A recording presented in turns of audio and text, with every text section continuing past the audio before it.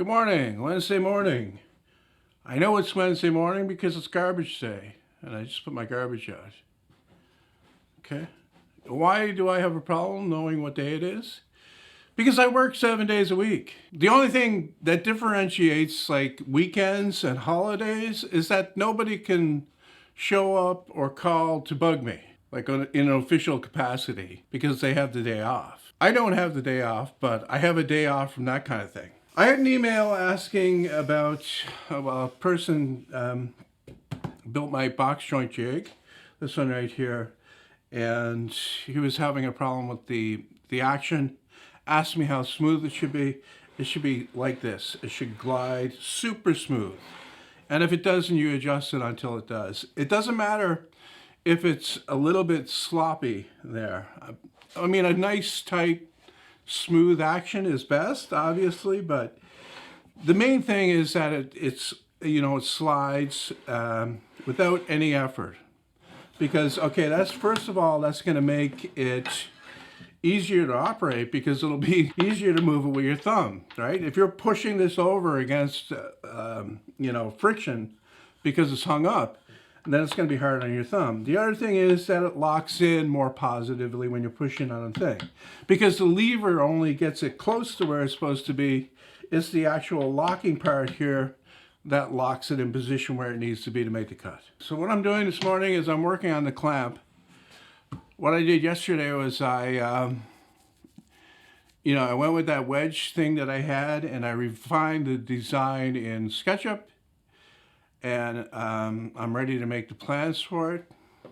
And then yesterday afternoon I came out and I cut up a piece of ash, a nice piece of ash, about 34 inches long, 6.5 inches wide, to make 4 clamps.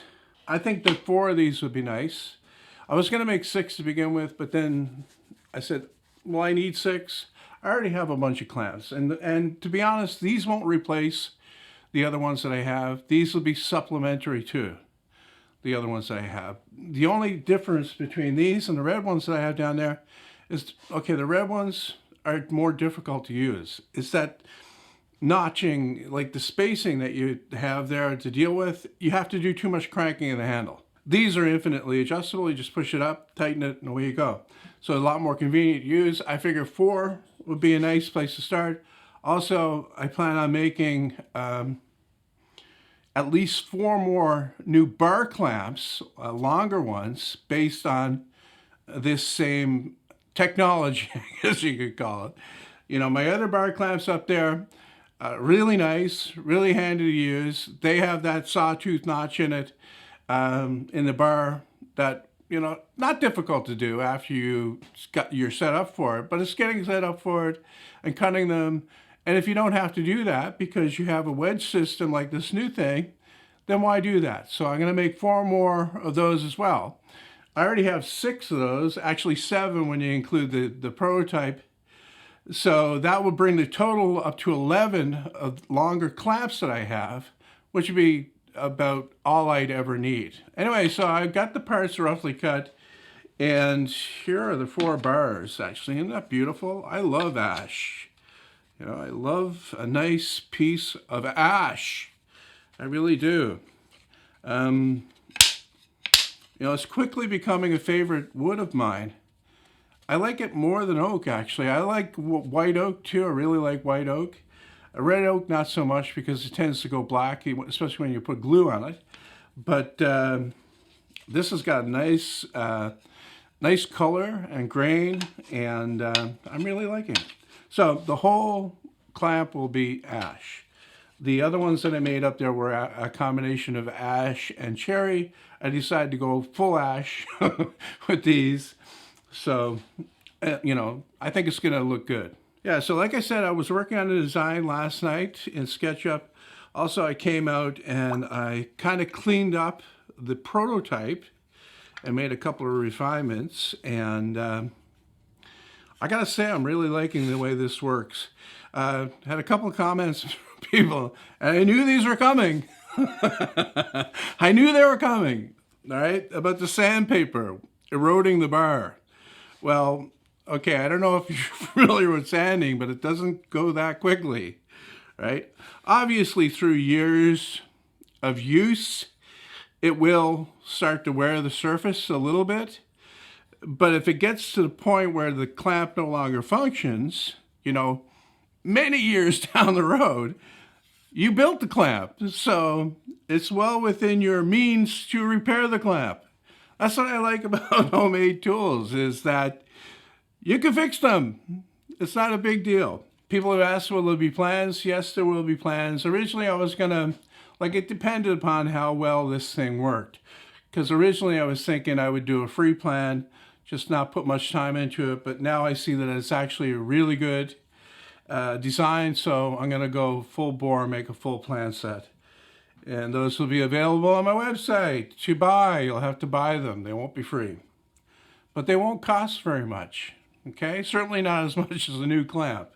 So you can, buy the plan, have a bunch of scrap, basically. I mean, I just used a piece of ash that I had, but I could rummage through my scrap cabinet down there and probably make 20 of these clamps just from there alone. So, if you got a lot of scraps and you got some time on your hands and you need clamps, it'd be a good project to do. I have to admit that I don't watch very many woodworking channels, okay?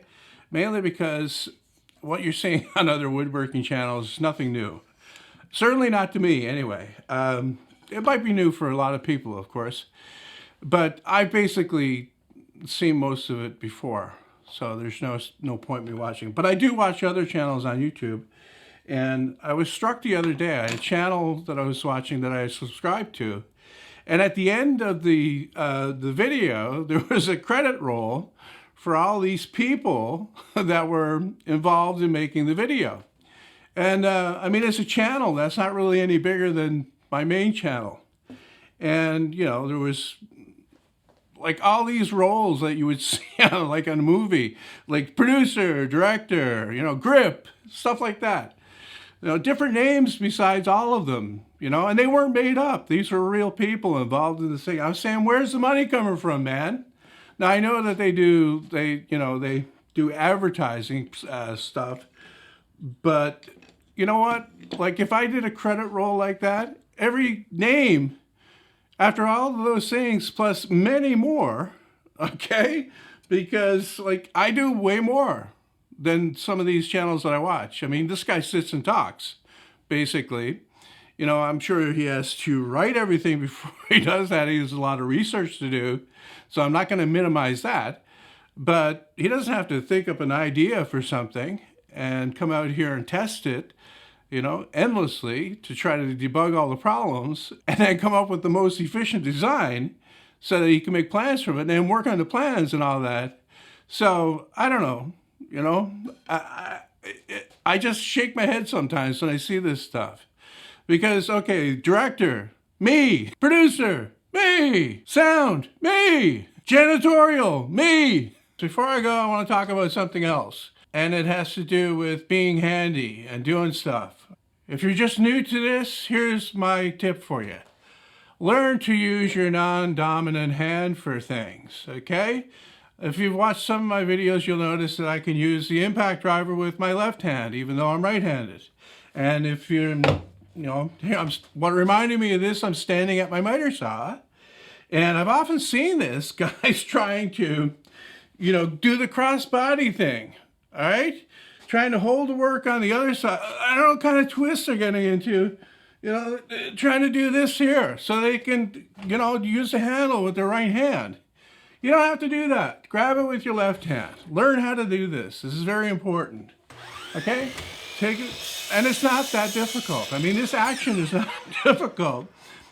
Grab the handle, pull the trigger, make the cut while you're using your right hand to hold the work on the right side of the blade. Now, using a hammer is a different thing. My right hand is like the authority on using the hammer, okay?